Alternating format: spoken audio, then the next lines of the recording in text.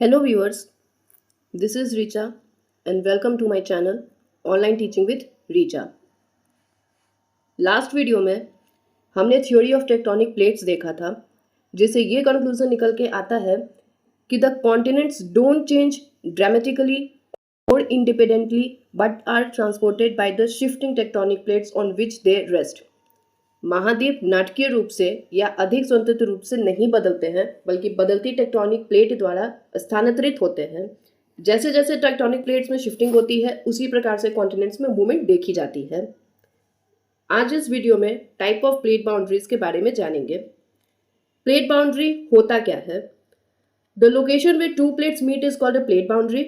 Plate boundaries are where geological events occur, such as earthquakes and the creation of topographic features such as mountains, volcanoes, mid-ocean ridges and oceanic trenches. वह स्थान जहां दो प्लेटें मिलती हैं, दो plates के किनारे जहां पे मिलते हैं, प्लेट सीमा कहलाती है। प्लेट सीमा वह स्थान है जहां भूकंप जैसी भूवैज्ञानिक घटनाएं होती हैं। Mountains, volcanoes, mid oceanic ridges यानी मध्य महासागरीय कटक और ओशियनिक ट्रेंचेस जैसी विशेषताओं का निर्माण होता है। There are three types of plate tectonic boundaries: divergent plate boundaries, convergent plate boundaries, transform plate boundaries. Divergent plate boundary. Divergent plate boundary, also known as constructive boundary, is a linear feature that exists between two tectonic plates that are moving away from each other. अब सारी plate सीमा को रचनात्मक सीमा भी के रूप में भी जाना जाता है। यहाँ दो टेक्टोनिक प्लेट्स एक दूसरे से दूर जा रही होती हैं। दो प्लेटें एक दूसरे से जब दूर चली जाती हैं और इससे बीच में जो स्पेस बनता है, उसमें पिघला हुआ मैग्मा से नई सतह का निर्माण होता है। ये अधिकांश ओशियनिक प्लेट के बीच होती हैं और मध्य महासागरीय कटकों के रूप में मौजूद होती हैं। At divergent boundaries, two plates moves away from each other and the space that this creates is filled with new crustal material sourced from molten magma that form below. Most active divergent plate boundaries occur between oceanic plates and exist as mid-oceanic ridges. Example, Mid-Atlantic Ridge. Divergent plate boundary. तो divergent plate boundary ऐसी plate boundary को कहा जाता है जिसमें दो प्लेटें एक दूसरे से दूर चली जाती हैं। तो जब ये दोनों प्लेटें एक दूसरे से दूर जा रही होती हैं, तब नीचे से मैग्मा ऊपर की तरफ आती है in the form of lava. यही लावा न्यू क्रस्ट को जनरेट करती है। Sea floor spreading divergent plate boundary को ही दर्शाती है। लास्ट वीडियो में डायग्राम की मदद से हमने ये जाना था कि हैरी हेस ने अपने रिसर्च में ये पाया था कि जब उन्होंने ओशन के बीच मौजूद माउंटेन की कार्बन डेटिंग की थी, तो माउंटेन के पास का एरिया न्यू सरफेस था और उससे दूर की लेयर ओल्ड सरफेस था। तो डाइवर्जेंट प्लेट के केस में हम यही देखते हैं कि over millions of years tectonic plates में move many hundreds of kilometres away from both sides of a divergent plate boundary. Because of this, rocks closest to a boundary are younger than rocks further away on the same plate. लाखों वर्षों में tectonic plates एक दूसरे से कई सैकड़ों kilometre दूर जा सकती हैं।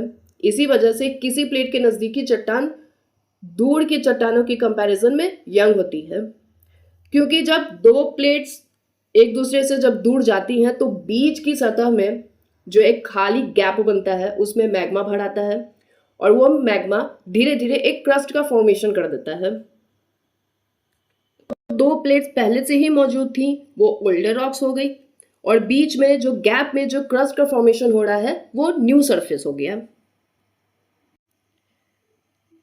डाइवर्जेंट प्लेट बाउंड्री का उदाहरण है मिड अटलांटिक रिज यानी मध्य अटलांटिक कटक। मध्य अटलांटिक कटक एक मिड ओशियन रिज है जो अटलांटिक ओशन के सरफेस पर स्थित है और ये दुनिया की सबसे लंबी पर्वत श्रृंखला का हिस्सा है। नॉर्थ अटलांटिक में mid ocean ridge American plates को यूरेशियन प्लेट और अफ्रीकन प्लेट से अलग करती है। The mid Atlantic ridge is a mid ocean ridge located along the floor of the Atlantic Ocean and part of the longest mountain range in the world. In the North Atlantic, the ridge separated the American plates from the Eurasian plate and the African plate. इस diagram में आप बहुत अच्छी तरह से mid oceanic ridge को देख सकते हैं। जो अमेरिकन प्लेट्स को यूरेशियन प्लेट और अफ्रीकन प्लेट से अलग कर रही है।